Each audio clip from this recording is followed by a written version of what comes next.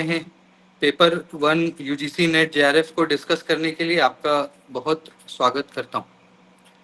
तो अभी गाइस हम लोग रिसर्च एप्टीट्यूड यानी अनुसंधान अभिक्षमता शोध अभिक्षमता जो हमारा चैप्टर है, यूनिट है, इसको लेकर के अभी हम डिस्कशन कर रहे हैं। रिसर्च क्या है, रिसर्च के इम्पोर्टेंस, रिसर्च के कैरेक्टरिस्टिक्स और रिसर्च के टाइप्स। कल भी मैं आपको सैम्पलिंग पढ़ा रहा था। सैम्पलिंग मतलब प्रतिचयन, है ना। सैम्पलिंग मतलब प्रतिचयन। तो मैंने आपको कल सैम्पलिंग बताया, उसके परिभाषा से परिचित कराया और सैम्पलिंग के डेफिनेशन के साथ ही साथ जो उसके दो टाइप्स हैं, रैंडम यानी संभावना प्रतिचयन और नॉन रैंडम यानी गैर संभावना प्रतिचयन, उसके बारे में भी हमने बात किया। उसके टाइप्स यानी उसके प्रकार को भी देखा कि उसके संभावना ने आदर्श के कितने टाइप्स हैं, गैर संभावना प्रतिचयन के, तो उसको भी हम लोग कल एक एक करके समझ रहे थे। उसके एग्जाम्पल के साथ मैंने आपको बताया कि एग्जाम्पल क्या हो सकता है, यानी जितने भी टाइप्स हैं, चाहे वो रैंडम सैंपल का हो, चाहे वो नॉन रैंडम सैंपल का हो, तो वो मैंने आपको बताया, है ना।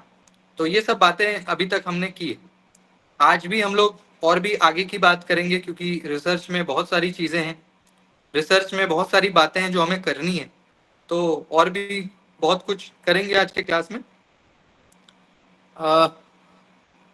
मनीष कुमार राय जी इस क्लास में हैं। क्या आप मुझे सुन पा रहे हैं मनीष जी? क्या मेरी आवाज आपके कानों तक जा रही है? आप ईयरफोन लगा करके, आपका एक इमेज लगा हुआ है, क्या आप सुन पा रहे हैं मुझे? मनीष ऐसा नाम आप लिखते यस हैं? Yes sir. मैंने आपको 4 दिन पहले मैसेज किया था, तो वो मैसेज आपने नहीं देखा था? सर स्कूल में था इसलिए सीन वगैरह शायद नहीं किया होगा मैंने। जब अच्छा मैसेज मतलब सीन नहीं करते हैं, का लिंक हो जाता है सीन आपसे? सर ये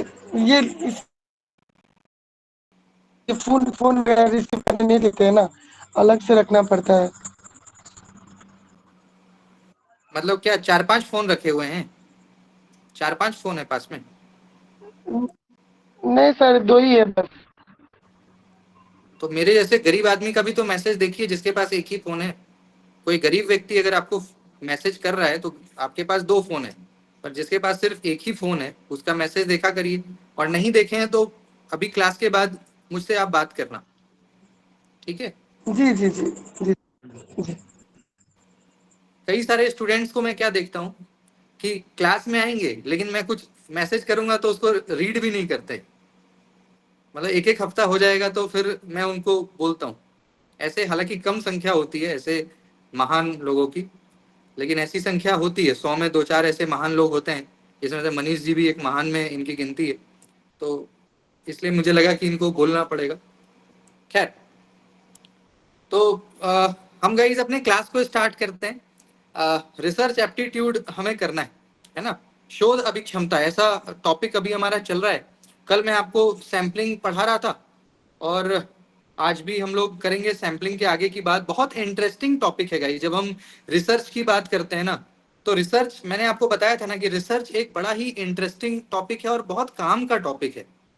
मतलब रिसर्च एक ऐसा एरिया है, किसी को अगर अच्छा रिसर्च करना आ जाए तो वो अपने लाइफ में पता नहीं कहाँ चला जाएगा, इतना डिमांड है इसका।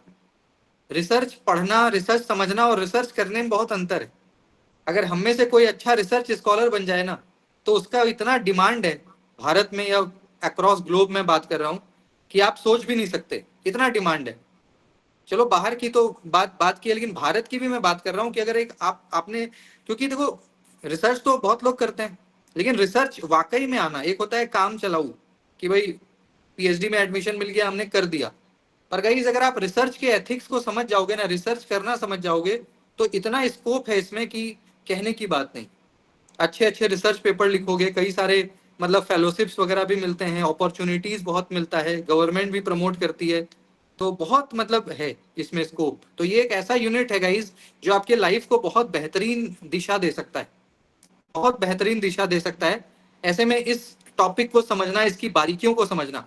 अभी तो मैं आपको रिसर्च एप्टीट्यूड थियोरेटिकली करवा रहा हूँ, मतलब जो थियोरेटिकल पोर्शन है वो सारा मैं आपको एक एक करके बता रहा हूँ। अभी बहुत जल्द, मतलब इसी महीने 3-4 दिन का वर्कशॉप भी मैंने जो आपको कहा था, जिसमें प्रॉपर वर्कशॉप मतलब कार्यशाला में ऑर्गेनाइज करवाने जा रहा हूँ इसी प्लेटफॉर्म पे, जहाँ पे 3 दिन में 3 अलग अलग प्रोफेसर आएंगे। 3 दिन और 3 नए प्रोफेसर जो आपको इसकी बारीकियों को बताएंगे। जैसे रिसर्च प्रपोजल है ना, सिनॉप्सिस है, थीसिस है, डिसर्टेशन है, रिसर्च आर्टिकल है, कैसे लिखा जाता है, क्या उसके मतलब टूल्स हैं, ऑनलाइन मतलब इंटरनेट का कैसे यूज कर सकते हैं, ऐसे कौन कौन से सॉफ्टवेयर है, मतलब सारी बातें करेंगे। 3 दिन होगा और 3 दिन अलग अलग लोग आएंगे और वो आपको बहुत अच्छे तरीके से उस वर्कशॉप में सब कुछ सिखाने वाले हैं। सारी चीजें मतलब बात हो चुकी है, जो आएंगे उनसे भी डील डन हो चुका है, बस डेट डिसाइड करना है। एक बार तिथि निर्धारित हो जाए तो फिर वो बहुत जल्दी होने वाला है, जो जिसमें आपको बहुत मतलब चीजें सीखने को मिलेंगी। बाकी जो इसका थ्योरेटिकल पोर्शन है जो यूजीसी नेट एग्जाम में आता है वो तो मैं आपको करा ही रहा हूँ। प्रैक्टिकल, इसका जो प्रैक्टिकल पार्ट है मतलब जो हमें रियल लाइफ में काम आता है, रिसर्च पेपर वगैरह, थीसिस वगैरह, तो उसके लिए भी मैं वर्कशॉप आपके लिए इसी महीने बहुत जल्द हो सकता है कि ऑर्गेनाइज हो, उसकी भी सूचना आपको मिल जाएगी, है ना। तो गाइज आज हमारा जो टॉपिक है आप देख सकते हो स्क्रीन पे। कल मैंने आपको प्रतिचयन पढ़ा दिया। प्रतिचयन का मतलब होता है guys the process of selection and rejection, यानी किस प्रकार से हम चीजों को सेलेक्ट कर सकते हैं, रिजेक्ट कर सकते हैं। तो गाइज रिसर्च में सिलेक्शन और रिजेक्शन का बड़ा क्रूशियल रोल है। क्या सेलेक्ट करना है और क्या रिजेक्ट करना है। हमारे जीवन में भी ये जो दो वर्ड्स है ना, ये हमारे जीवन में भी बड़ा मतलब कि यथार्थपूर्ण है, बहुत महत्वपूर्ण है कि हमें अपने लाइफ में किसको सेलेक्ट करना है, किसको रिजेक्ट करना है, कौन से करियर को सेलेक्ट करना है, किसको रिजेक्ट करना है, कौन सा कपड़ा सेलेक्ट करना है। मतलब सिलेक्शन और रिजेक्शन ये हमारे लाइफ का पार्ट है। अगर ये आपको पता लग जाए कि मुझे क्या सेलेक्ट करना है और क्या रिजेक्ट करना है, तो आपको कौन रोक पाएगा आगे बढ़ने से। एग्जाम में भी तो देखो ना, जो हम एग्जाम देते हैं ऑब्जेक्टिव एमसीक्यू, उसमें भी सिलेक्शन रिजेक्शन ही है। 4 में से एक को सेलेक्ट करो, बाकी को रिजेक्ट करो। अगर ये आ गया आपको, सिलेक्शन और रिजेक्शन का जो पूरा खेल है, जो पूरा मैकेनिज्म है, वो अगर आपको आ गया, तो आप समझ सकते हो गाइस कि इसकी कितनी महत्वपूर्ण भूमिका है हमारे जीवन में। क्योंकि मतलब पग पग पे, हर एक स्टेप पे आपको सिलेक्शन और रिजेक्शन करना है, चॉइस करना है। तो रिसर्च भी यही है, पूरा पूरा खेल रिसर्च का यही है। अब गाइस हम लोग डेटा एनालिसिस की बात करते हैं। आप सभी को पता है गाइस कि डेटा बहुत बड़ा चीज होता है। मान लीजिए गाइस कि डेटा समझते हैं, डेटा क्या है। आज हम लोग मान लो गाइस अमेरिका को कहते हैं कि अमेरिका सुपर पावर है। तो अमेरिका सुपर पावर या अमेरिका सर्वशक्तिमान इसलिए नहीं है कि उसके पास न्यूक्लियर बॉम्ब है। न्यूक्लियर बॉम्ब तो बहुत के पास है, भारत के पास भी है, पाकिस्तान के पास भी है। लेकिन अमेरिका आज के टाइम पे गाइस सर्वशक्तिमान या सुपर पावर इसलिए हम उसको कहते हैं क्योंकि उसके पास ना सबसे ज्यादा डेटा है पूरे विश्व का। अगर आज हमारी क्लास यहाँ चल रही है ना, ये अमेरिका को पता है कि कोई राहुल मिश्रा नाम का व्यक्ति है जो अपने 50-100 स्टूडेंट्स को यूजीसी नेट में रिसर्च एप्टीट्यूड पढ़ा रहा है, ऐसी ऐसी बातें कर रहा है। क्योंकि अब आप बोलोगे सर ये कैसे हो सकता है, क्योंकि हम लोग जो प्रोडक्ट यूज कर रहे हैं गूगल मीट, ये किसका है, गूगल किसका है, अमेरिका हेडक्वार्टर है। तो गूगल मीट को हम लोग यूज कर रहे हैं, उसके थ्रू हम क्लास कर रहे हैं, तो एक एक बात उसको पता लग रहा है। तो मेरा कहने का मतलब ये है गाइस कि पूरे विश्व की जो जानकारी है ना, पूरे वर्ल्ड का जो डेटा है वो आज के टाइम में अमेरिका के पास है। मैं किसके साथ बैठता हूँ, किसके साथ उठता हूँ, किसके साथ क्या बातें करता हूँ, ये हो सकता है कि मेरे करीबी को ना पता हो, लेकिन अमेरिका चाहेगा विद इन अ सेकंड बता देगा। क्योंकि आज के टाइम पे हम सब लोग इंटरनेट यूज कर रहे हैं, और ये जो पूरा इसके जो हेडक्वार्टर हैं, जितने भी आप देखो ना, आप जितने भी एप्लीकेशन यूज करते हो माइक्रोसॉफ्ट से लेकर गूगल तक और भी तमाम चीजें, वो सभी मैक्सिमम उसका हेडक्वार्टर का है अमेरिका।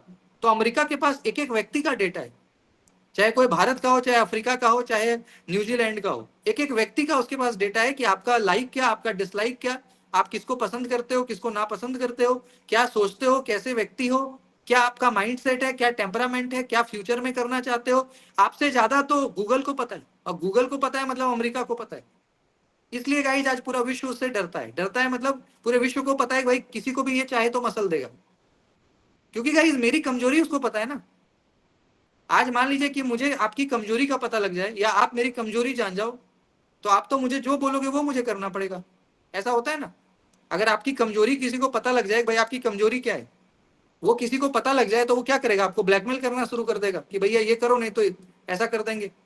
और आप करोगे, क्योंकि हम सभी की कुछ ना कुछ वीकनेस होती है। तो हम सभी की वीकनेस और हम सभी के स्ट्रेंथ का किसको पता है, अमेरिका को, क्योंकि उसके पास डेटा है, एक एक डेटा है उसके पास। यही कारण है कि आज वो सुपर पावर है, सर्वशक्तिमान। टेक्नोलॉजिकली उसने अपने आप को इतना एम्पावर कर लिया है कि वो पूरे विश्व को डील कर रहा है और रूल कर रहा है। डायरेक्टली इनडायरेक्टली आज के टाइम पे वो रूल कर रहा है। आज भी हम लोग एक कॉलोनाइजेशन, तो भाई डेटा, डेटा अब हम लोग बात करते हैं। ये तो मैंने एक जनरल वे में आपको बताया कि डेटा क्या होता है। अब अगर हम रिसर्च की बात करेंगे तो रिसर्च में भी तो डेटा रिक्वायर्ड है ना। मान लो मेरा टॉपिक फेमिनिज्म है, महिला विमर्श है। मेरा टॉपिक क्या है, महिला विमर्श, फेमिनिज्म। तो गाइस फेमिनिज्म से रिलेटेड मेरे पास किताबें भी तो होनी चाहिए 10-20। उससे रिलेटेड 50-100 रिसर्च पेपर भी तो होना चाहिए। अगर वो है ही नहीं तो मैं क्या पढ़ूंगा, क्या रिसर्च, क्या लिखूंगा। तो ऐसे में डेटा जो होता है गाइस, डेटा का मतलब है कि आपके विषय से संबंधित किताबें, आपके विषय से संबंधित रिसर्च पेपर, आपके विषय से संबंधित आर्टिकल, आपके विषय से संबंधित मैन्युस्क्रिप्ट, जो भी whatever is there, whatever is available in the market on the internet, everything आपको वो गैदर करना है, उसके बाद उसका एनालिसिस करना है। मान लीजिए गाइस कि आपने अपने विषय से संबंधित 50 किताबें इकट्ठा की, जरूरी नहीं है 50 आपके काम का हो। तो जो काम का है उसको साथ रखना है, जो काम का नहीं है उसको, वही यहाँ पे भी सिलेक्शन रिजेक्शन, जो काम का है उसको पढ़िए, जो काम का नहीं है उसको बात के लिए छोड़ दीजिए। तो डेटा का एनालिसिस करना गाइस बहुत जरूरी है। डेटा का एनालिसिस यानी बहुत सारी डेटा हम लोग इकट्ठा कर लेते हैं, लेकिन सब हमारे काम का नहीं होता गाइस। कुछ चीजें हमारी काम की होती हैं और जो बेकार है उसको हम लोग जो है मान लीजिए कि साइड कर देते हैं। तो डेटा एग्जामिन करना, इससे क्या होता है, हमें कंक्लूजन ड्रॉ करने में मदद मिलता है, निष्कर्ष, हम अपने फाइनल रिजल्ट तक पहुंच पाते हैं, भैया हमारे रिसर्च का फाइंडिंग क्या है। ठीक है, इसमें कई सारे टूल्स भी यूज होते हैं जो कि स्टैटिस्टिकल टूल्स हैं, सांख्यिकी टूल्स है, mean, median, mod, standard deviation, correlation, ये कुछ सॉफ्टवेयर, कुछ टूल्स हैं जो आपको डेटा एनालिसिस में काम आता है। जब आप डेटा एनालिसिस करिएगा तो ये कुछ टूल्स हैं, कुछ माध्यम है जिस माध्यम से आप अपने डेटा जो आप सेलेक्ट उसका एनालिसिस कर पाइएगा कि कौन सा आपका काम का है, कौन सा बेकार है। तो ये डेटा एनालिसिस, ठीक है।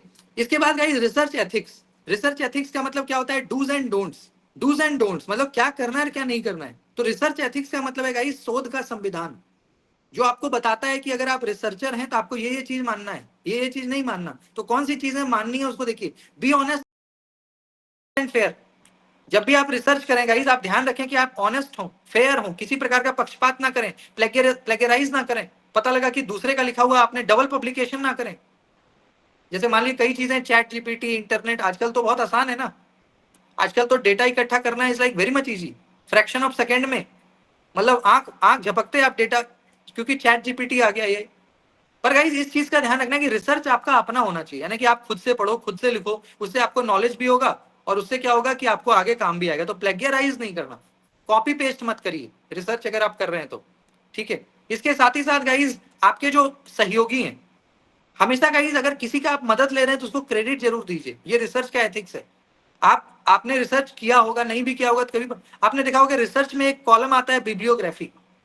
आपने सभी लोग मास्टर्स में सब लोग इतना तो जानते होंगे, बिब्लियोग्राफी। जब भी आप रिसर्च करिएगा, थीसिस लिखेंगे या रिसर्च पेपर या सिनॉप्सिस, तो उसमें गाइस एक रेफरेंसेस का एक सेक्शन आता है, रेफरेंसेस या बिब्लियोग्राफी या साइटेशन ऐसा। तो उसमें हम क्या करते हैं कि हमने अपने रिसर्च में जिन जिन बुक्स को पढ़ा, जिन जिन का मदद लिया, उसको क्या करते हैं पॉइंट वाइज लिख देते हैं कि हाँ भाई हमने अपने रिसर्च में डॉक्टर राहुल मिश्रा की ये किताब पढ़ी, डॉक्टर सुमन भाटी की ये बुक पढ़ी, है ना, विकिपीडिया से ये पढ़ा। तो वो चीजें साइटेशन में आती हैं, ये बहुत जरूरी है। ये रिसर्च में कहा जाता है गाइस कि आप जिसका भी मदद ले रहे हो या जहां से जो सोर्स से पढ़ रहे हो उसको जरूर क्रेडिट दो। उससे आपका रिसर्च और भी सिग्निफिकेंट हो जाएगा, अच्छा हो जाएगा। जो आपका रिसर्च देखेगा वो भी समझेगा कि भाई आपने इतनी स्टडी करी, ऐसे ऐसे सोर्सेस को, ऐसे ऐसे स्रोतों पे आप गए, कंसल्ट किए, ठीक है। इसके साथ ही साथ गोपनीयता। देखिए रिसर्च में गाइस गोपनीयता को मेंटेन करिए अनटिल अनलेस आपका वर्क पब्लिश ना हो जाए। मान लो गाइस आपने कोई रिसर्च किया, उसके फाइंडिंग्स भी आ गए और गाइस पहले ही जो है आपने उसको क्या किया, ओपन कर दिया, तो क्या होगा, वो वायरल हो जाएगा ना। पहले गाइस आपने जो फाइंडिंग किया पहले उसको पब्लिश तो कराओ, पहले उसको अपने नाम पे तो कराओ। अदरवाइज गाइस मान लीजिए कि आपने कोई रिसर्च किया, मुझे पहले ही पता लग गया, मैं क्या करूंगा, अपने नाम से उसको पब्लिश करा लूंगा। आप क्या कर लीजिए, उसका कोई थोड़ी ना ऐसा सबूत है आपके पास कि आप ही का है, जब तक आपके पास उसका एकदम मतलब कि आपके नाम से वो ना हो जाए, कॉपीराइट ना हो जाए आपका। तो इसलिए गाइस बहुत सारी चीजें रिसर्च में कॉन्फिडेंशियल यानी गोपनीयता भी रखनी होती है जब तक कि आपका वो वर्क पब्लिश ना हो जाए, ठीक है। इसके साथ साथ गाइस क्रेडिट देना, है ना, क्रेडिट जरूर दीजिए रिसर्च में। गाइस देखो क्रेडिट का बहुत महत्व है, क्योंकि research never happen in isolation, ये हमेशा याद रखिएगा। रिसर्च के लिए एक टीम चाहिए, रिसर्च के लिए एक ग्रुप चाहिए। इसलिए तो पीयर रिव्यू एक टर्म आता है ना, पीयर रिव्यू।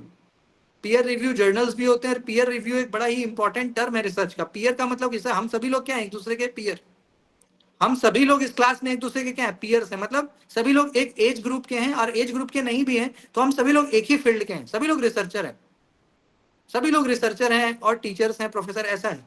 तो हम सभी लोग क्या है, एक दूसरे के पीयर्स। तो हम लोग क्या कर सकते हैं गाइस, एक दूसरे के वर्क को लेकर के कुछ ना कुछ क्या कर सकते हैं, कमेंट कर सकते हैं। अगर मान लीजिए मैंने 2-3 पन्ना का एक स्टोरी लिखा और मैं आपको दूंगा पढ़ने, तो आप जरूर उसमें कुछ कमी और कुछ अच्छा बताइएगा कि सर इसमें ये कमी है और ये इसमें अच्छा है। ऐसे ही मान लीजिए कि मैंने अपनी स्टोरी 15 लोगों को दी, तो 15 लोगों ने उसमें अपना फीडबैक दिया कि सर आप एक काम करो, अपने स्टोरी में ना ये भी कर लो और इसको डिलीट कर दो, इसको रिमूव कर दो। तो उससे क्या होता है गाइस कि आपने जो लिखा वो और बेहतर हो जाता है। क्यों? क्योंकि 15 लोगों का सजेशन आपको मिल गया, फीडबैक रिस्पॉन्स मिल गया। तो इसलिए रिसर्च कहते हैं कि रिसर्च कभी भी आइसोलेशन माने अकेले नहीं होता, उसमें आपको पीयर रिव्यू चाहिए ताकि आप उसको रिव्यू करा सको। सजेशंस फीडबैक बड़े इंपॉर्टेंट होते हैं, है ना। इसके अलावा guys thesis writing, article writing, ये भी आप जानते हो गाइस कि थीसिस क्या होता है। थीसिस वो होता है जो हम पीएचडी में करते हैं। जब आप पीएचडी करते हो गाइस, इट टेक्स 3 और 5 years, 3 to 5 year it takes. तो ऐसे में थीसिस जो होता है काफी लेंदी होता है, 300-400 पेज का भी जाता है, 200, 250, 300, 350, 400, 500, इट डिपेंड्स कि आपका टॉपिक कैसा है। तो इतना इतना लेंदी जाता है, जिसको आप सबमिट करते हो तो you get PhD degree, thesis. Research article क्या होता है गाइस? रिसर्च आर्टिकल मतलब 2000-2500 वर्ड में। रिसर्च आर्टिकल माने मैक्सिमम 2500 से लेकर 3000 वर्ड, वर्ड शब्द, मतलब 4 से 5 पेज मैक्सिमम। 2500 शब्द का मतलब 4 से 5 पेज। तो गाइस मान लीजिए कि किसी टॉपिक पे आपने एक रिसर्च आर्टिकल या रिसर्च पेपर कह लो वो लिखा, है ना। होता है ना, मान लो किसी टॉपिक पे आपने अपनी स्टडी की, कुछ नई बातें आपको पता लगी, तो आपने क्या किया, उसको लिखा 2500 वर्ड, 3000 वर्ड या 4-5 पेजेस में। तो उसको हम क्या कहते हैं? Research article. ये भी हमारे लिए बहुत इंपॉर्टेंट है। जब आप थीसिस लिखोगे गाइस, मान लीजिए जब आप पीएचडी करने जाते हो तो थीसिस लिखोगे या रिसर्च आर्टिकल, ऐसा कोई भी चीज जो रिसर्च ओरिएंटेड है, जो रिसर्च बेस्ड है, जो रिसर्च रिलेटेड है, तो उसका एक ना फॉर्मेट होता है। हमेशा इस फॉर्मेट को आपको फॉलो करना है। जैसे नंबर 1 पे टाइटल। कभी भी आपने अगर थीसिस देखा होगा ना किसी का, आप अगर किसी का भी थीसिस देखिएगा ना, तो सबसे पहला पेज पे क्या आता है? टाइटल। जैसे मान लीजिए एक टाइटल है कि global culture in the select work of काजू इशिगुरु, या कोई भी ऐसा विषय, अरुंधति रॉय के उपन्यासों में महिलाओं की दृष्टि या महिलाओं की भूमिका, कोई कुछ। तो पहला पेज क्या होता है? टाइटल का। दूसरा पेज क्या होता है गाइस? एब्स्ट्रैक्ट। टाइटल के बाद क्या आता है? एब्स्ट्रैक्ट। एब्स्ट्रैक्ट मतलब एक तरह से समरी। एब्स्ट्रैक्ट का मतलब क्या होता है गाइस कि आप अपने टॉपिक को ना इन शॉर्ट थोड़ा डिफाइन करो। मान लो कि मेरा टॉपिक कुछ भी है, कोई सा भी टॉपिक है, तो मैं उसको कम से कम 50 से 100 वर्ड में उसको डिफाइन करूं कि हाँ भाई मेरे टॉपिक में ये बातें हैं। तो that is called abstract. Abstract का मतलब क्या होता है गाइस? 4 से 5 लाइन में, मैक्सिमम 100 शब्द में, 100 वर्ड्स। 100 शब्दों में अपने टॉपिक को थोड़ा सा समराइज कर दो ताकि किसी को पता लग जाए भाई क्या है अंदर। तो एब्स्ट्रैक्ट, सारांश। तब जाके गाइस आता है इंट्रोडक्शन। इंट्रोडक्शन तो लेंदी होता है, जहां पे आप एकदम थॉरोली इंट्रोड्यूस करते हो, सब कुछ बताते हो आपके टॉपिक के बारे में, सारे pros and con, merit and demerit, अच्छा बुरा, जो भी जो जो आपको है सब आप लिखोगे इंट्रोडक्शन में। फिर जाके आप हाइपोथेसिस लिखोगे, जो रिसर्च में मैंने बताया भी आपको, परिकल्पना, संभावित उत्तर, कि आपके रिसर्च प्रॉब्लम का संभावित उत्तर क्या है वो लिखोगे। तब जाके मेथड लिखोगे कि आपके रिसर्च का क्या मेथड है। फिर डेटा एनालिसिस लिखोगे। तब आप अपने फाइंडिंग्स पे आओगे कि आपको आपके रिसर्च में क्या फाइंडिंग मिला।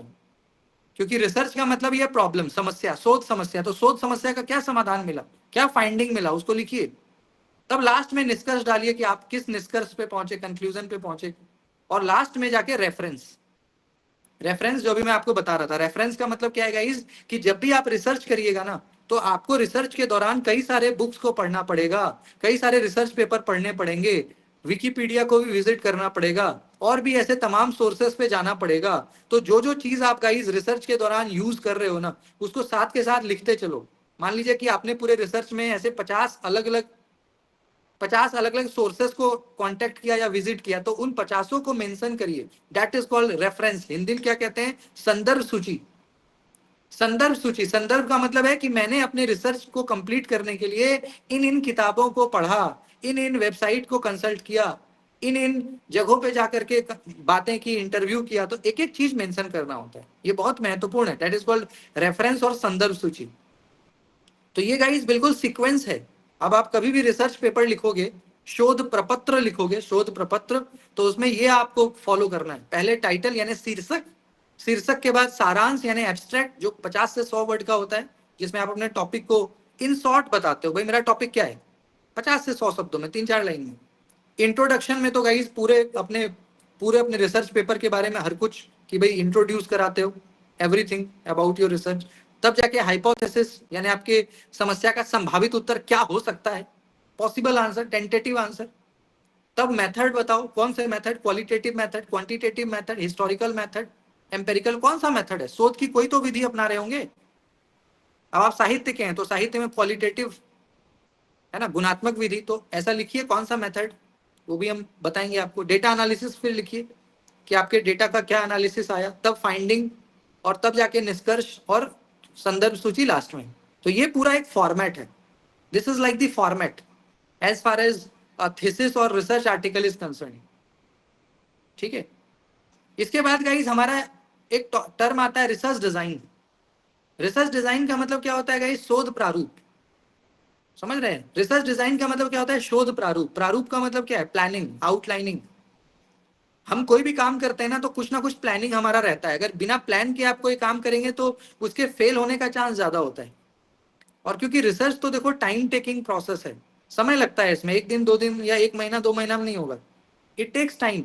तो ऐसे में गाइस रिसर्च में ना डिजाइन बनाना, रिसर्च में प्लानिंग करके चलना is like very much crucial, very much important. तो इसका मतलब क्या है? शोध प्रारूप, जिसका मतलब है आपकी एक योजना, कार्य योजना, एक स्ट्रक्चर, एक ढांचा, शोध शोध संबंधित एक ढांचा आप तैयार करिए, ताकि आपको वो थ्रू आउट रिसर्च बताए कि भाई क्या करना है, व्हाट नेक्स्ट। ये चीजें आपको बताइए, व्हाट नेक्स्ट, आगे क्या करना है। ठीक है, रिसर्च डिजाइन गाइस कई तरह का होता है। जैसे एक होता है एक्सप्लोरेटरी डिजाइन। ठीक है, अन्वेषणात्मक प्रारूप, अन्वेषणात्मक, एक्सप्लोरेटरी मतलब अन्वेषणात्मक, जहां पे आप अपने टॉपिक को एक्सप्लोर करते हो। एक्सप्लोर करना मतलब जो चीजें आपके लिए अननोन है उसको नोन करना, डेट इज कॉल्ड एक्सप्लोर। तो ये आपका एक्सप्लोरेटरी रिसर्च डिजाइन हो सकता है। एक डिस्क्रिप्टिव होता है, एक्सपेरिमेंटल होता है। तो अलग अलग तरह के रिसर्च डिजाइन है, पर मिला जुला के यही है गाइस कि आपको टाइम, मनी और लेबर, समय, धन और मेहनत, ये तीनों कम लगेगा अगर आप अच्छा रिसर्च डिजाइन बनाएंगे ना। आपका अगर रिसर्च डिजाइन जोरदार है, अच्छा है, तो आपका क्या होगा? समय, श्रम और धन, ये तीनों कम लगता है, और आपका रिजल्ट भी क्या आता है? बड़ा इफेक्टिव, एफिशिएंट, प्रोडक्टिव, अच्छा रिजल्ट आता है। जैसे मैं आपको एक उदाहरण देता हूं। आप जब शहर आते हैं, अभी शहरों में देखते हो हर जगह पे आजकल अपार्टमेंट बनने लग गया। अब तो छोटे शहरों में भी अपार्टमेंट कल्चर आ गया। तो अपार्टमेंट वगैरह में क्या होता है? छोटे से छोटे जमीन पे देखते हो 10-10 मंजिला मकान खड़ा कर देता है। अपार्टमेंट, आप में से कई लोग अपार्टमेंट में रहते भी हैं, रहते भी होंगे वर्तमान में, या नहीं रहते हैं तो देखा होगा अपार्टमेंट। तो अपार्टमेंट में क्या होता है गाइस? छोटा सा लैंड होता है, बहुत बड़ा बड़ा लैंड नहीं, छोटा सा लैंड है, उसमें 10-10 मंजिला मकान बना देता है, और वो भी ए ग्रेड, मतलब हाई क्लास। ऐसे ऐसे मकान होते हैं कि मतलब मजा आ जाता है, देख के ही आपको लगेगा यार कितना अच्छा बना है। पर उसके कंपेयर में गाइस जब आप ग्रामीण क्षेत्र में जाते हैं, जब आप अपने गांव जाइएगा, आप देखिएगा कि लोगों के पास बड़ा बड़ा जमीन है, बड़े बड़े जमींदार हैं, लेकिन उनका घर देखिएगा, यहाँ पे बेडरूम है, 200 मीटर पे उसका वॉशरूम है, 150 मीटर पे कुआं है, मतलब कोई कहीं कुछ भी बनाया हुआ है, ऐसा कोई सिस्टम नहीं है। बड़ा बड़ा जमीन है, लेकिन उसके पास सिस्टम नहीं है घर बनाने का। तो देखने में भी ऑकवर्ड लगता है कि यार कैसा घर बना हुआ है, यहाँ पे घर है, वहां पे वॉशरूम है, उधर पूजा घर है, उधर इस तरीके से बनी हुई है। तो ऐसे में गाइस क्या होता है, जब हम लोग अब शहरों में जो भी अपार्टमेंट बनते हैं पूरा प्लानिंग के साथ बनता है, आर्किटेक्चर के साथ, इंजीनियर उसको डिजाइन करते हैं। तो इसमें क्या है गाइस कि छोटा जमीन है, लेकिन उसको भी, जमीन का एक एक पार्ट को वो लोग यूज कर लेते हैं, कि भले ही जमीन छोटा है लेकिन उस जमीन पे कितना खतरनाक, कितना सुंदर घर बना देते हैं। तो वही रिसर्च डिजाइन है कि अगर आप कोई चीज प्लानिंग करोगे कि हाँ भाई मुझे ना पहले अपने काम को ऐसे करना है, तो प्लानिंग करिएगा तो क्या होगा? रिसर्च आपका बेहतरीन हो जाएगा, समय भी कम लगेगा, मेहनत भी कम, धन भी कम, और आपका जो काम होगा वो बड़ा लाजवाब होगा। तो यही है रिसर्च डिजाइन। ठीक है, इसमें गाइस जैसे एक्सपेरिमेंटल डिजाइन एक होता है, यानी प्रयोगात्मक प्रारूप। प्रयोगात्मक में क्या है guys? Cause effect. Cause effect का मतलब क्या है कि किसी चीज पे क्या प्रभाव हो रहा है। जैसे मान लीजिए गाइस कि मैंने 2 दिन खाना नहीं खाया, तो मेरे शरीर पे क्या प्रभाव हुआ। आजकल कई लोग हैं ना वेट लूज करना चाहते हैं, तो वेट लूज करने के लिए कई तरह के एक्सपेरिमेंट करते हैं। मान लो कि कोई कहता है कि आप एक काम करो, 10 दिन तक कुछ खाओ ही मत, बस बस नारियल पानी या वाटर या ऐसा लिक्विड लो, बस देखो शरीर में क्या चेंजेस आ रहे हैं। या कोई कुछ और बताता है कि ऐसा करके देखो तो 10 दिन क्या होता है। तो कॉज एंड इफेक्ट, हम लोग गाइस किसी भी टॉपिक पे रिसर्च करते हैं तो ये हम देखते हैं, अलग अलग तरह से प्रयोग करते हैं कि ऐसा करने से क्या हुआ, ऐसा करने से क्या हुआ, ऐसा करने से क्या हुआ, पॉजिटिव की नेगेटिव, पॉजिटिव। तो फिर करते करते फिर लगता है नहीं, ऐसा करने से ठीक रिजल्ट मिल रहा है। ऐसा करने से ठीक रिजल्ट मिल रहा है, चलो इसको करना, तो वो फिर उसी को हम लेके, होता है ना कॉज एंड इफेक्ट, कि हम लोग अलग अलग तरीकों का प्रयोग करके देखते हैं भाई इस पे क्या प्रभाव पड़ा। ठीक है, तो ये है एक्सपेरिमेंटल डिजाइन। तो इस तरीके से गाइज हम लोग एक अच्छा शोध प्रारूप बना सकते हैं, ताकि उसको हम लोग एक अपनी प्लानिंग को लेकर के और अच्छा रिसर्च कर सकें। इसके बाद गाइज स्केल ऑफ मेजरमेंट, हमारा अलग अलग स्केल आता है मेजर करने का। जो भी आप रिसर्च करिएगा, तो रिसर्च करोगे तो उसको मापना भी है ना, कि भाई आपका रिसर्च का कई सारा स्केल होता है। उस स्केल के बेस पे आप अपने रिसर्च को माप सकते हो कि भाई रिसर्च मेरा अच्छा है, बुरा है, कैसा है। तो दो तीन तरह का स्केल है जो आपके एग्जाम में भी आता है। जैसे एक है guys nominal scale. Nominal scale में क्या है, जहां पे हम लोग गाइज कैटेगरी के बेस पे मापते हैं। जैसे मान लो इस क्लास में कैटेगरी है मेल और फीमेल, ये कैटेगरी है, हम सभी लोग वैसे तो इंसान ही हैं, बट इंसान में भी दो कैटेगरी बढ़ गया, मेल और फीमेल। एक हो गया ट्रांसजेंडर, इसको कहते हैं नॉमिनल, जो एकदम सिंपल स्केल हो, एकदम साधारण स्केल, जहां पे आप एक कैटेगरी में बांट दे रहे हो, काला गोरा, महिला पुरुष, छोटा बड़ा, है ना।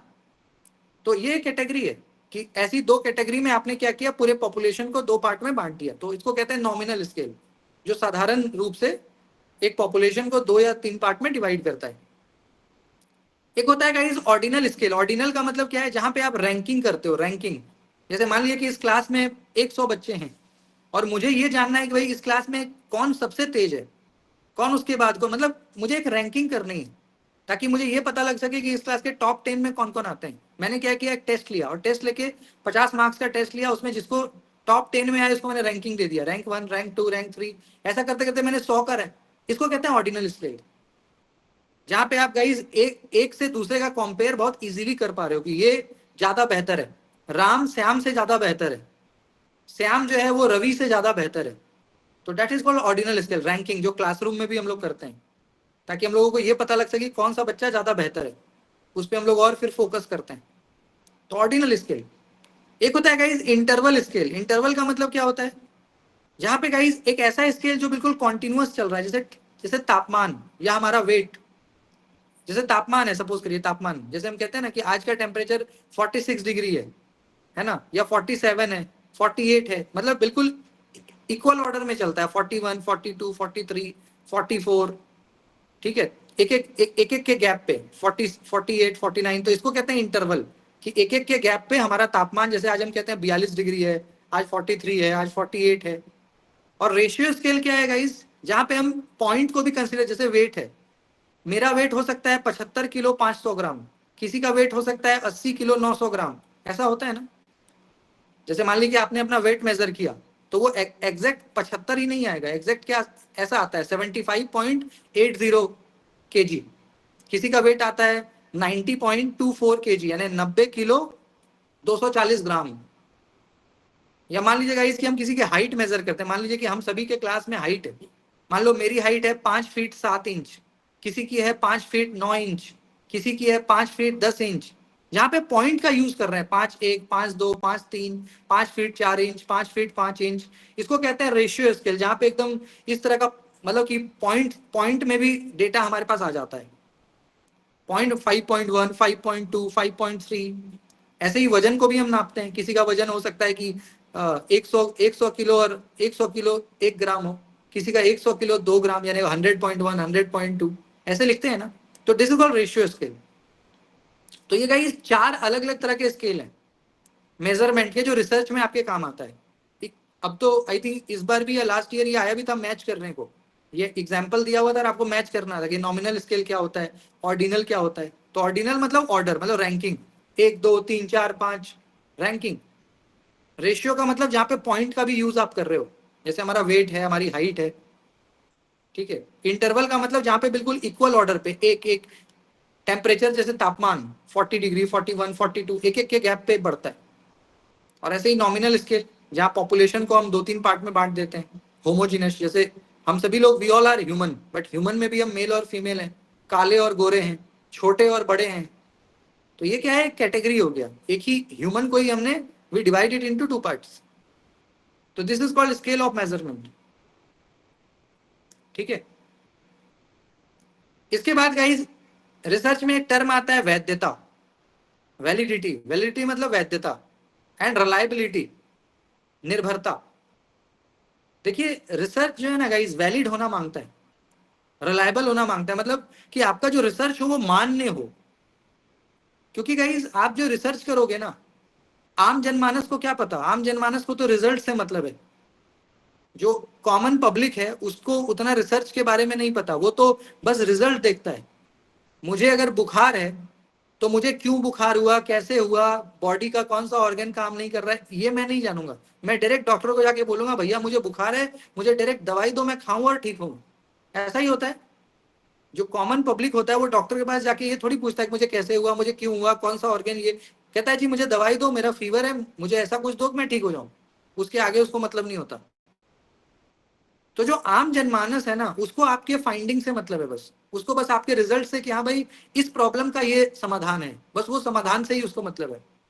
तो आप ये सोच सकते हो गाइस कि रिसर्च को लेकर के लोग आप पे कितना निर्भर हैं, जो कॉमन पब्लिक है वो कितना निर्भर है।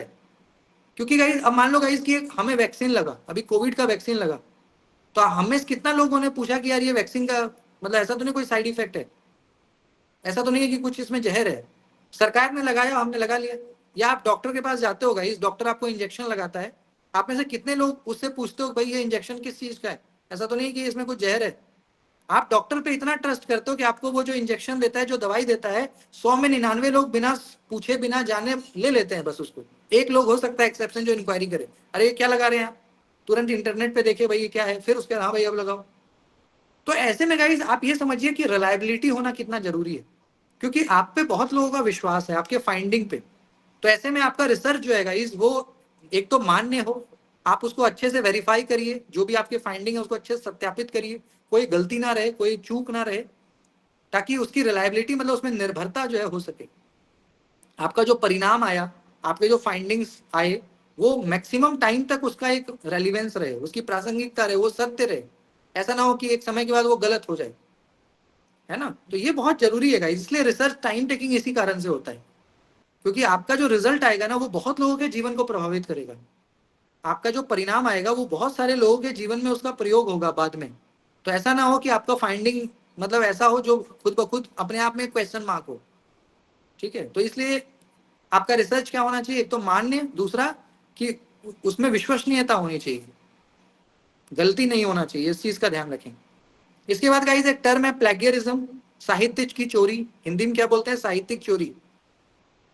यानी कि आपने क्या किया, किसी दूसरे के वर्क को कॉपी कर लिया और उसको क्रेडिट भी नहीं दिया।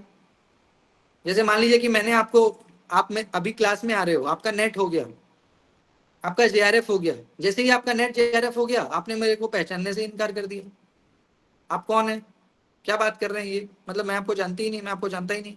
इसको कहते हैं। इसी तरह से अगर कोई किसी का रिटर्न कोई वर्क है, मान लिया कि कोई किसी ने कुछ लिखा, वो इंटरनेट पे डला हुआ है, या वो मान लो मैनस्क्रिप्ट में मतलब हैंड रिटन है, आपने देखा कि यार ये पब्लिश तो है नहीं, चलो उसको अपने नाम पे करा लेते हैं तो दिस इज कॉल्ड प्लेगियरिज्म। कई लोग होते हैं ना, आज भी मैं देखता हूँ कि मतलब मेरे होम टाउन में एक इंसान रहते हैं, धीरेन्द्र छथार वाला, बहुत अच्छे मतलब लेखक हैं। हालांकि उनको बहुत अपॉर्चुनिटी नहीं मिला तो बहुत लोकप्रिय नहीं हो पाए, है ना, बहुत लोकप्रिय नहीं हो पाए। लेकिन अगर आप उस व्यक्ति के साथ बैठोगे ना तो उसको इतना नॉलेज है, वो ऐसे ऐसे वर्ड यूज करेंगे ना हिंदी के, और उनकी लेखनी आप देखिएगा ना तो हो सकता है कि आप पागल भी हो सकते हैं। मतलब इतना हाई स्टैंडर्ड उनकी राइटिंग, उनकी वाक शैली।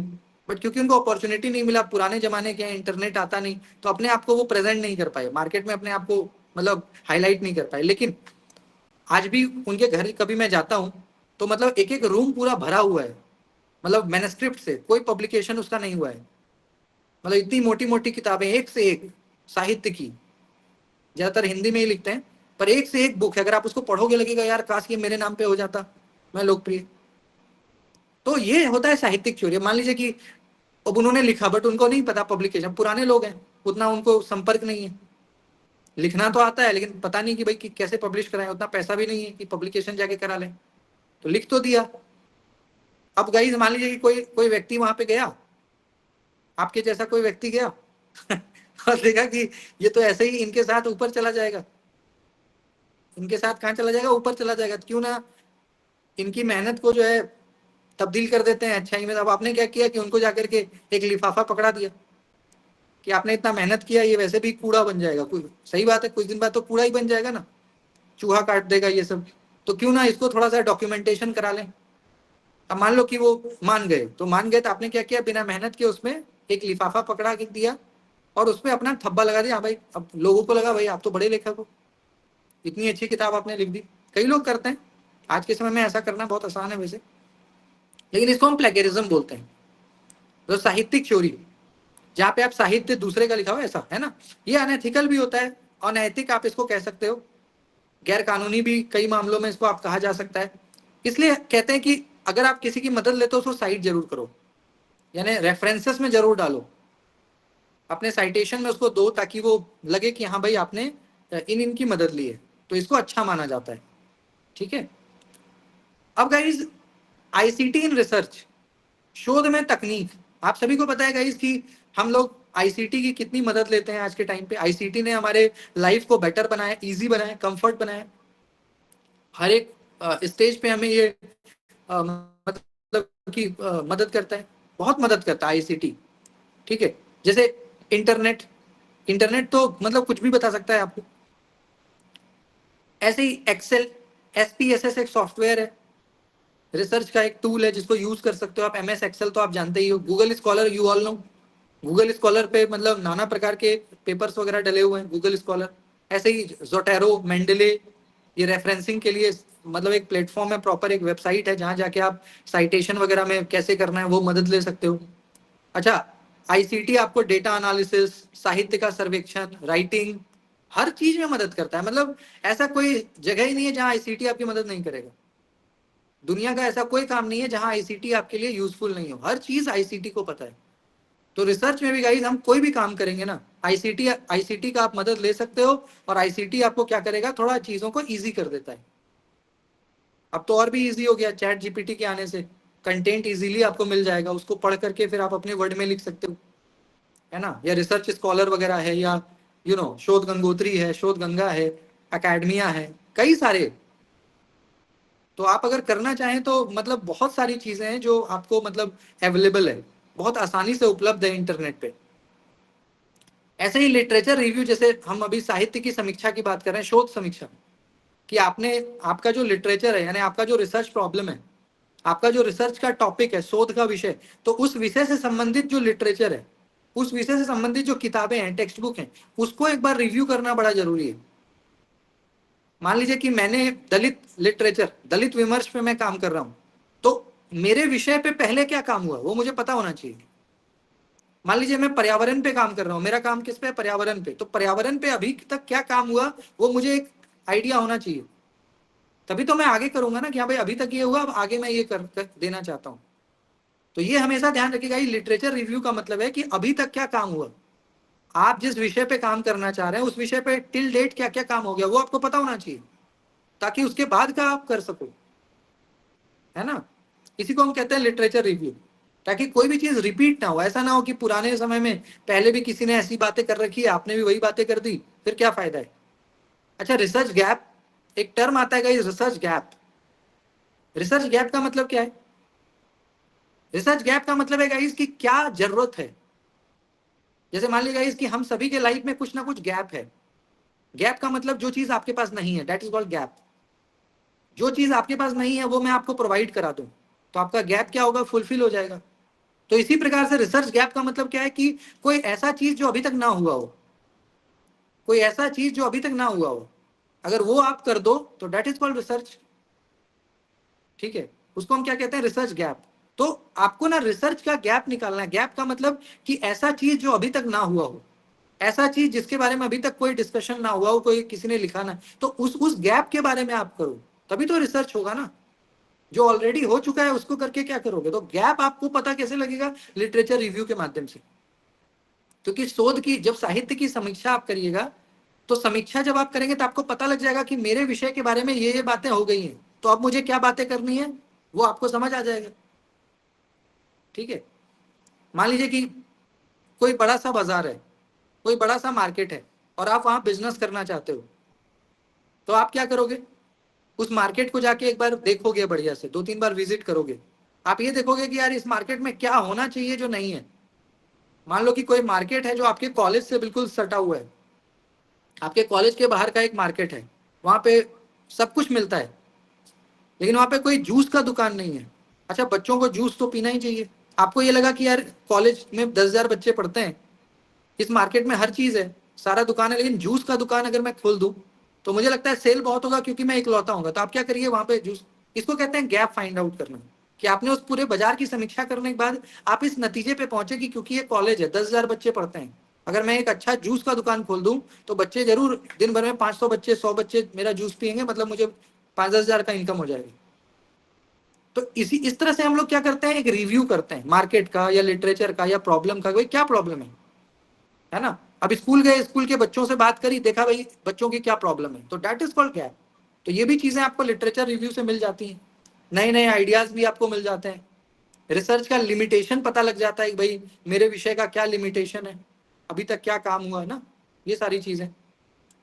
ठीक है, इसके साथ ही साथ गाइज रिसर्च की, जैसे यहाँ पे आप देखिए कुछ साइटेशन, जैसे एक है यहाँ पे देखिए फॉर एग्जाम्पल, एक साइटेशन का एग्जाम्पल है, जैसे आप देख सकते हो कि यहाँ पे दिया हुआ है ना, Sharma comma R full stop 2020 bracket में फिर फुल स्टॉप, फिर research methods in education full stop New Delhi ABC publisher. देखो इसी को साइटेशन बोलते हैं। एक एग्जाम्पल भी हमें मिली है। जब आप साइटेशन करोगे ना तो उसका प्रॉपर स्टाइल होता है, एक प्रॉपर उसकी एक शैली होती है, style, this is called style. जैसे मान लीजिए मेरा नाम राहुल मिश्रा है, तो आप पहले मिश्रा लिखिएगा, टाइटल मिश्रा, फिर कॉमा देके राहुल, फिर फुल स्टॉप, फिर मेरी जो बुक है वो कौन से वर्ष में पब्लिश हुई, तो 2025 में, तो ब्रैकेट में 2025 लिखिए, फिर फुल स्टॉप। फिर मेरी बुक का नाम क्या है, मान लीजिए मेरी बुक का नाम है द फ्लाइंग पोइटिक्स, तो लिखिए फुल द फ्लाइंग पोइटिक्स। कहाँ से छपा, न्यू दिल्ली से, तो न्यू दिल्ली लिखिए, कौन सा पब्लिशर, सिर्फ पब्लिकेशन या साहित्य पब्लिकेशन। तो ये होता है साइटेशन, जहाँ पे गाइस एक एक चीज देखो एकदम स्पष्ट हो रहा है कि ऑथर का नाम क्या है, तो शर्मा आर। ऑथर का बुक कब छपा, 2020 में, क्या नाम है, रिसर्च मेथड इन एजुकेशन, कहाँ से छपा, न्यू दिल्ली से। पब्लिशर का नाम क्या है, तो जो भी है साहित्य पब्लिशर या एस चांद, जो भी, पियर्सन पब्लिकेशन। तो एक हमें रफ आइडिया मिल जाता है भाई आपने जो किताबें पढ़ी, जिसका मदद लिया, वो क्या है, कब पब्लिश हुआ, वो कौन सा पब्लिशर है, तो इजीली आप उसको सर्च कर सकते हो। तो ये फायदा होता है। तो ये जो है गाइज, हम क्या करते हैं कि इस तरह से हम लोग इसका यूज जो है कर सकते हैं। ठीक है, तो इस तरह से गाइज हम लोग जो है हमें साइटेशन करना चाहिए। अब इसमें और एक टर्म आता है गाइज, पॉजिटिविज्म। रिसर्च में दो टर्म आता है, पॉजिटिविज्म और पोस्ट पॉजिटिविज्म। तो पॉजिटिविज्म का मतलब क्या है गाइज, जहां पे हम लोग साइंस का यूज करते हैं। पॉजिटिविज्म और पोस्ट पॉजिटिविज्म ये रिसर्च का दो बड़ा इंपॉर्टेंट टर्म है। तो पॉजिटिविज्म एक रिसर्च को करने का तरीका है। जब हम लोग शोध करते हैं तो पॉजिटिविज्म क्या है, एक तरीका, एक वे है जिसके थ्रू हम रिसर्च करते हैं, है ना। तो पॉजिटिविज्म में हम ये मान के चलते हैं कि जो भी हम इस दुनिया में फाइंड आउट करते हैं ना, वो सब कुछ साइंस से जुड़ा है। अगर किसी चीज के पीछे साइंस नहीं है तो हम उसको नहीं मानेंगे। मान लीजिएगा इसकी दुनिया में जितनी चीजें हैं, हम उसको तभी मानेंगे जब उसके पीछे कोई साइंस हो, जब उसके पीछे कोई लॉजिक हो, जब उसके पीछे कोई विज्ञान आप दोगे ना, तभी वो सत्य माना जाएगा, नहीं तो उसको नहीं मानेंगे। ये पॉजिटिविस्ट सोचते हैं। तो पॉजिटिविज्म रिसर्च का एक ऐसा तरीका है जहां पे आप किसी भी ट्रूथ को तब मानते हो जब आप कहते हो जी इसके पीछे का साइंस बताओ, इसके पीछे का लॉजिक बताओ, इसके पीछे का फैक्ट बताओ, इसके पीछे का रीजन बताओ, कारण बताओ, तब हम उसको मानेंगे, हाँ भाई ये बात आपका सत्य है, अदरवाइज हम नहीं मानेंगे। ये होता है पॉजिटिविज्म, जहां पे आप गाइस बड़े ऑब्जेक्टिव होते हो, मतलब टू द पॉइंट। कोई भी रियलिटी मैंने आपको बताया, आपने कहा भाई इसका रीजन प्रॉपर मुझे दो, प्रूव करो कि हाँ भाई ये, तब हम मानेंगे। ठीक है। पोस्ट पॉजिटिविज्म क्या होता है पता है, पोस्ट पॉजिटिविज्म इसी का अगेंस्ट है। पोस्ट पॉजिटिविज्म का मतलब क्या है, जहां पे गाइस आप चीजों को ना, मतलब कि साइंस से हट करके भी देखते हो। जैसे खास करके हम लिटरेचर की बात करते हैं, साइंस रिलेटेड सब्जेक्ट में तो पॉजिटिविज्म चल जाता है, लेकिन जब हम साहित्य में आते हैं तो साहित्य में कई चीजें इमोशनल ग्राउंड पे भी होती हैं। कई चीजें हमारे आइडिया, इमोशन, हमारा ओपिनियन। तो कई बार ऐसा होता है गाइस कि जरूरी नहीं है कि जो रिसर्च आप कर रहे हो वो बस साइंटिफिक ही हो। कई बार ऐसा भी होता है कि कुछ चीजें हमारे ओपिनियन के आधार पे, हमारे इमोशन के आधार पे भी हम लोग करते हैं। ठीक है, तो ये इसका एक अंतर है। ठीक है, कि पोस्ट पॉजिटिविज्म में इन चीजों को ज्यादा ध्यान दिया जाता है, खास करके साहित्य में, जहां पे आप मतलब कि साइंस को तो मानते ही हो, साइंस तो खैर सर्वमान्य है, बट साइंस के साथ ही साथ आप इमोशन को भी कंसिडर करते हो, किसी के पर्सनल आइडिया को भी कंसिडर करते हो, किसी के पर्सनल ओपिनियन, किसी का व्यक्तिगत कोई राय है उसको भी कंसिडर करते हो। जैसे एक उदाहरण है कि एक रिसर्चर चाहता है कि वो, ये एक एग्जाम्पल दिया हुआ है कि क्यों जो रूरल बैकग्राउंड के बच्चे हैं उनका परफॉर्मेंस अर्बन एरिया के बच्चों से थोड़ा अलग होता है। जैसे मान लीजिए गाइस कि हम आप दिल्ली में पढ़ते हो और कोई पढ़ता है बिहार के खगड़िया में, कोई बिहार के खगड़िया में पढ़ता है और आप पढ़ते हो दिल्ली में, तो कई बार ऐसा देखा जाता है कि जो शहर के बच्चे हैं उनका रिजल्ट और गांव के बच्चों का रिजल्ट में थोड़ा सा फर्क हमें देखने को मिलता है। तो मान लीजिए कि आप ऐसी स्टडी कर रहे हो जहां पे आप ग्रामीण बच्चे और शहरी बच्चे, क्योंकि शहर के बच्चे बड़े स्कूल, शहर के स्कूलों में जाएंगे जहाँ इंफ्रास्ट्रक्चर है, टेक्नोलॉजी है, गांव के बच्चों के पास उतना इंफ्रास्ट्रक्चर नहीं है, तो ऐसे में आप एक डिफरेंस पे स्टडी करना चाह रहे हो कि भाई क्या डिफरेंस है। ठीक है, तो इस स्थिति में क्या है ना, कई बार आप अपने ओपिनियन, अपने आइडिया को भी, हो सकता है कई जगह पे ऐसा होगा कि आपको साइंस नहीं लगाओगे ऐसे, जब ऐसा विषय होता है ना, कई बार हम इमोशनल ग्राउंड पे भी देखते हैं कि भाई बच्चों के क्या हालात हैं, बच्चों की क्या स्थिति है, बच्चा क्यों नहीं रिजल्ट दे पा रहा है, उसके पास किस चीज की कमी हो रही है। तो जब आप पर्सनल ग्राउंड पे जाके ऐसे विषयों पे शोध करोगे तो कई बार हमारा व्यक्तिगत भी इमोशन होता है ना, क्योंकि जो रूरल एरिया में बच्चे हैं उनकी क्या प्रॉब्लम है। हर जगह पे साइंस नहीं लगता, जहां पे इमोशन है, इमोशन में साइंस नहीं लगता। इमोशन में साइंस क्या लगाओगे, साइंस हर जगह नहीं लग सकता ना। फैमिली में क्या साइंस लगाओगे, अब आप किसी से प्यार करते हो, वहां क्या साइंस लगाओगे। किसी से आपने 10 दिन से बात नहीं की, 15 दिन से बात नहीं की, वहां पे क्या साइंस लगाइएगा। इमोशन में साइंस लगता है क्या। तो लिटरेचर जो है वो कई बार इमोशन सेंट्रिक होता है, वहां साइंस और लॉजिक नहीं लगता है। वहां पे कई बार चीजें बेतुकी होती हैं बट फिर भी उसका अपना एक मीनिंग होता है। मीनिंगलेस चीजें भी मीनिंगफुल हो जाती हैं कई बार, है ना। तो ये होता है पोस्ट पॉजिटिविज्म, जहां पे जो रिसर्चर हैं वो ये मानते हैं कि चीजें साइंटिफिक तो होनी ही चाहिए, बट साइंटिफिक के साथ साथ कुछ चीजें ऐसी हैं जो इमोशनल ग्राउंड पे, पर्सनल ओपिनियन के ग्राउंड पे भी हमें माननी चाहिए, तब जाकर के हम अच्छे रिजल्ट्स को जो है दे सकते हैं। ठीक है, हमारा जो एक्सपीरियंस है वो भी मायने रखता है। इन शॉर्ट देखो, पॉजिटिविज्म का मतलब क्या है, जो कि फैक्ट पे आधारित हो, fact, number, science, objectivity, to the point. जहां साइंस है वो पॉजिटिविज्म, जो दिख रहा है उसको मानेंगे, जो नहीं दिख रहा है नहीं मानेंगे। पोस्ट पॉजिटिविज्म क्या कहता है कि ठीक है, ये बात तो ठीक है कि साइंस होना चाहिए, बट साइंस के साथ साथ गाइस एक ह्यूमन फैक्टर भी होता है, एक ह्यूमन इमोशन भी है, भाव भी है, व्यक्तिगत रहे, उन चीजों को भी हमें देखना चाहिए, तब जाके हम शायद अच्छा रिसर्च कर पाएंगे। रेदर कि हम बस और बस प्रैक्टिकल हो जाएं तो काम नहीं चलेगा। कुछ चीजें इमोशनल ग्राउंड पे भी हमें जाके देखनी पड़ती है, तो प्रॉब्लम का पता बेहतर तरीके से चल पाता है। ठीक है, ऐसा होता है साहित्य में, जैसे हम साइकोलॉजी को भी कंसिडर करते हैं, है ना। मान लो कि सपोज करो गाइस कि मेरे पास बहुत पैसा है, एक एग्जांपल मैं देता हूं कि मैं स्टूडेंट हूं, मैं बेरोजगार हूं, सपोज करो मेरी अच्छी नौकरी हो गई, मेरे पास पैसा आ गया बहुत, बट फिर भी मैं दुखी रहता हूं। पहले मुझे ये लगता था कि मेरे पास पैसा नहीं होगा तो इसलिए शायद मैं दुखी हूं, अब मेरे पास पैसा आ गया, मैं ठीक ठाक जीवन जी रहा हूं, बट फिर भी मैं दुखी हूं। तो इस विषय को आप साइंस से नहीं सुलझा सकते, इस विषय को इमोशन से सुलझा सकते हो, क्योंकि ये विषय बहुत पर्सनल है। आपके पास आज मान लीजिए पैसा नहीं है, आप बेरोजगार है, या पारिवारिक रूप से उतने मजबूत नहीं है, तो आपको लगता है कि यार एक बार पैसा आएगा ना सब कुछ ठीक हो जाएगा। फिर आपके पास एक समय बाद पैसा आ गया, फिर भी आपके लाइफ में बहुत कुछ नहीं बदला। हाँ, रहन सहन बदल गया, बट अभी भी आपके लाइफ में कुछ चीजें इनकम्प्लीट हैं। तो ऐसे विषयों पे साइंस क्या लगाओगे, ऐसे विषयों पे ये आपका पर्सनल है ना, वही क्या कारण है, मतलब रीजन क्या है कि भाई क्यों दुखी हो, कुछ तो रीजन होगा, कुछ तो लैक होगा लाइफ में। तो कई कई सारे ऐसे प्रॉब्लम्स होते हैं ना गाइस, जहाँ पे रिसर्च काम, जहाँ पे सिर्फ साइंस काम नहीं आएगा, वहां पे आपके इमोशन भी मतलब आपको देखने पड़ते हैं कि क्या इमोशन है, भाव क्या है। ऐसा होता है ना, खास करके साहित्यिक जो हमारा विषय है उसमें तो बहुत ज्यादा, साहित्यिक जो हमारा विषय है, जो लिटरेरी चीजें हैं, तो उन जगहों पे हम लोग ऐसी चीजों का प्रयोग करते हैं कि नहीं करते हैं, करते हैं ऐसा।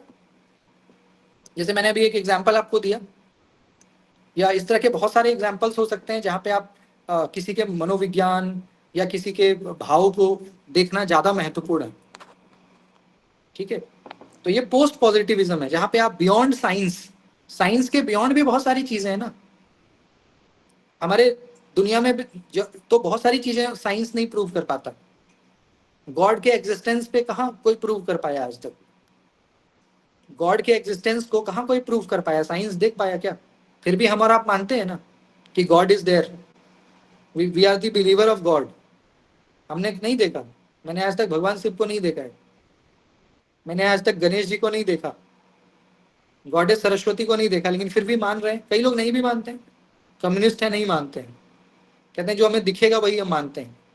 कई लोग ऐसे होते हैं जो नहीं दिखता है उसको भी मानते हैं, भाई मुझे नहीं दिख रहा बट मेरा विश्वास है। तो कई बार उस जो चीजें हमें नहीं दिख रही बट फिर भी हम मान के चलते हैं भाई ये है, दिख नहीं रहा बट है, विश्वास है हमारा, बिलीव है। तो इन चीजों को भी गाइस पोस्ट पॉजिटिविज्म जब आया ना तो वो ये थ्योरी के साथ आया कि हमें रिसर्च में सिर्फ साइंस से काम नहीं चलेगा, कुछ चीजें बियॉन्ड साइंस भी होती हैं, तो उसको भी हमें देखना है, उसको भी कंसिडर करना है, तब जाके एक बेहतर रिसर्च आप कर पाएंगे। जैसे बहुत लोग होते हैं ना, बहुत प्रैक्टिकल होते हैं, जो जैसे जो कम्युनिज्म है हमारा, बहुत लोग ऐसा मानते हैं कि हमें जो दिख रहा है हम उसी को मानेंगे। हमें रोटी कपड़ा मकान दिखता है, रोटी कपड़ा और मकान हमें दिखता है तो हम उसको मानते हैं, क्योंकि रोटी से पेट भरता है, कपड़ा से शरीर ढकता है, मकान से हमारा एक सम्मान होता है, छत मिलता है, तो वही हमारे लिए सब कुछ है, उसके लिए हम काम करते हैं। मेरे लिए पैसा सब कुछ है, money is everything for me, क्योंकि पैसा है तो मैं पैसे से सब कुछ कर सकता हूँ, अपना इलाज करा सकता हूँ, किसी को खुश कर सकता हूँ, किसी को कुछ दे सकता हूँ, कुछ भी कर सकता हूँ। कुछ लोग ऐसे होते हैं जो जिनके पास कुछ भी नहीं है बट फिर भी वो खुश हैं, क्योंकि उनको विश्वास है कि भाई कोई एक अदृश्य ताकत है जो सब कुछ ठीक कर देगा। जैसे हम में से ज्यादातर लोग आस्तिक लोग हैं इस क्लास में।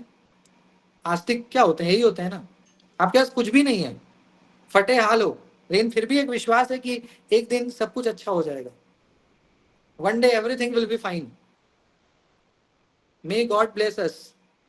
ये अंतर है ना। जैसे आप बंगाल जाइएगा ना, यहाँ पे कितने लोग बंगाल से हैं? बंगाल में आपको कम्युनिज्म का गढ़ है। How many of you are from Bengal in this class? संख्या जब भी मैं अगर आपको कम्युनिज्म देखना है आप बंगाल बंगाल जाइए।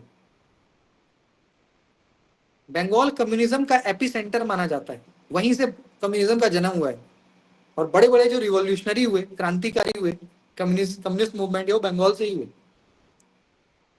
तो मैं जब भी बंगाल जाता हूँ तो ऐसी चीजें, मतलब मैं सभी को नहीं कह रहा, लेकिन वहां पे आपको मिलेगा ऐसा ऐसा मेंटेलिटी लोगों की, कि जो मुझे दिखता है मैं उसी पे विश्वास करूंगा। मतलब कि मुझे पैसा दिखता है तो मैं पैसे पैसे को ही भगवान मानूंगा। मेरे लिए भगवान मतलब है नहीं, मैं नहीं मानता। मुझे जो मतलब जो मुझे सुख दे रहा है, जो मुझे फैसिलिटी दे रहा है, जो मेरे लाइफ को बेहतर बना रहा है, मैं उसको ही मानूंगा, उसके लिए काम करूंगा। तो ये एक डिफरेंस होता है पॉजिटिविज्म पोस्ट पॉजिटिविज्म। तो आज के लिए इतना ही गाइस। आप में से किन्हीं को कोई डाउट है तो? Sangeeta ma'am, are you positivist और पोस्ट पॉजिटिविस्ट?